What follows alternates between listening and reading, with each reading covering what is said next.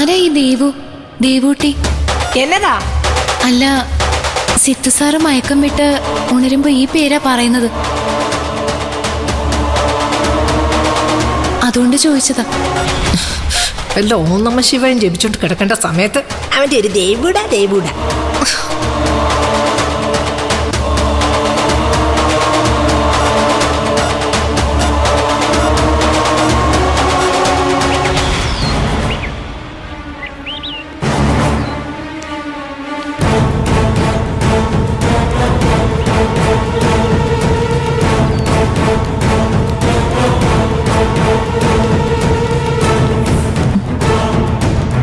എന്താ മോളെ, എന്തെങ്കിലും പ്രോഗ്രസ് ഉണ്ടോ സിദ്ധാർത്ഥന്?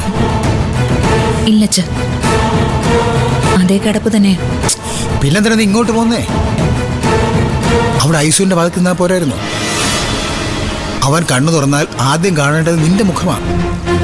അത് കണ്ണു തുറന്നാലല്ലേ? എനിക്ക് തോന്നുന്നില്ല ആ കണ്ണിന് തുറക്കൂന്ന്. അല്ലെങ്കിൽ തന്നെ അതിപ്പോ തുറന്നിട്ടെന്തിനാ? ആ കണ്ണിലും മനസ്സിലും നിറയെ ദേവികെ ആ യക്ഷി വശീകരിച്ച് വെച്ചിരിക്കാ സിദ്ധുവേട്ടനെ. മോളിപ്പോ അതൊന്നും ഓർക്കണ്ട. എന്നേക്കുമായി ആ ശല്യം ഒഴിവാക്കാനല്ലേ നമ്മൾ അവളെ കെട്ടിച്ചത്. ഇനി ശരത്തും അവൻ്റെ അമ്മയും കൂടി വേണ്ടത് ചെയ്തോളും. മോള് സമാധാനത്തോടെ അവിടെ പോയി നിൽക്കുക. ഇങ്ങനെ സമാധാനപ്പെടു വച്ച സിദ്ധുവേട്ടന് എന്തെങ്കിലും പറ്റിയ പ്രേമിച്ച് ഉൾപ്പെടെ എനിക്കെതിരെ തിരിയും. പിന്നെ എന്തൊക്കെ സംഭവിക്കുമെന്ന് പറയാൻ പറ്റില്ല. ഏയ്, നീ ഇങ്ങനെ ടെൻഷൻ ആവാതെ. അതൊന്നും സംഭവിക്കില്ല. ഒരു തവണ മരണത്തെ അതിജീവിച്ച് വന്നവനല്ലേ അവൻ. ഈ പ്രാവശ്യവും അത് തന്നെ സംഭവിക്കും. അങ്ങനെ വന്നാലും പ്രശ്നം തന്നെയാ അച്ഛ.